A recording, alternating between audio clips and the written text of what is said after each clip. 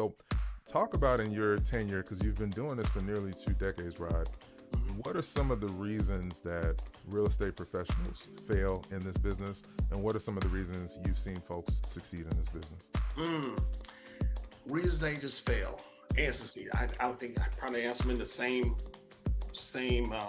time almost, but Yeah, they're not talking to enough people. I see that with a lot of agents. Agents get busy doing a lot of realtoring, doing a lot of busy stuff. yeah, man. Um, there's so many, they're chasing so many squirrels, so many shiny objects. Yes, They're in learn mode all the time.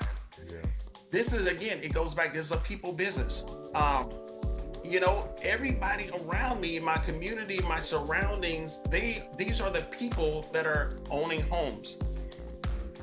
The equity is in the homes, the owners, the homeowners. right, Everybody's paid from the equity that's in the home of the owners. So there's people all around us, but we got to find a way to really tap into them, have more conversations, talk to more people about real estate. The successful agents are the agents who are having more conversations. They're connecting with more people, whether it's social media, video. But I tell my agents all the time, I love videos, but it's the long game. If you're not getting calls, if you're not having conversations as a result of those videos, you got to supplement it with conversations. I want you to do the videos. I want you posting. But at the end of the day, if you're not receiving leads and you're calling those leads to get an appointment, if they're not turning into appointments where you're getting signed agreements and buyer agreements, guys, you got to prospect more. You got to have more conversations. So mostly agents are not having enough conversations. You got to go back to the old school Mike Ferry's. You got to be calling. You got to be prospecting. You got to be lead generating.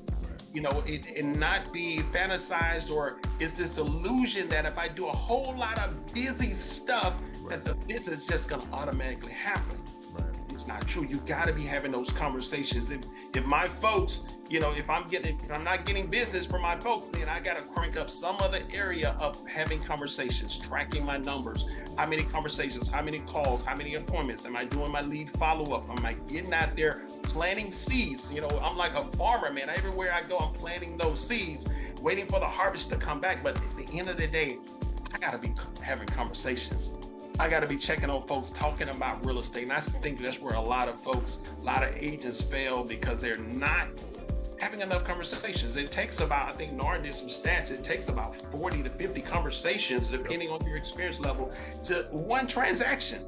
right, So the momentum never really gets built up. You may stop. You may be having only 5 to 10 conversations a week, and it's not enough to get you to one closed transaction. it's true. So you got to know your numbers, and a lot of agents don't know their numbers.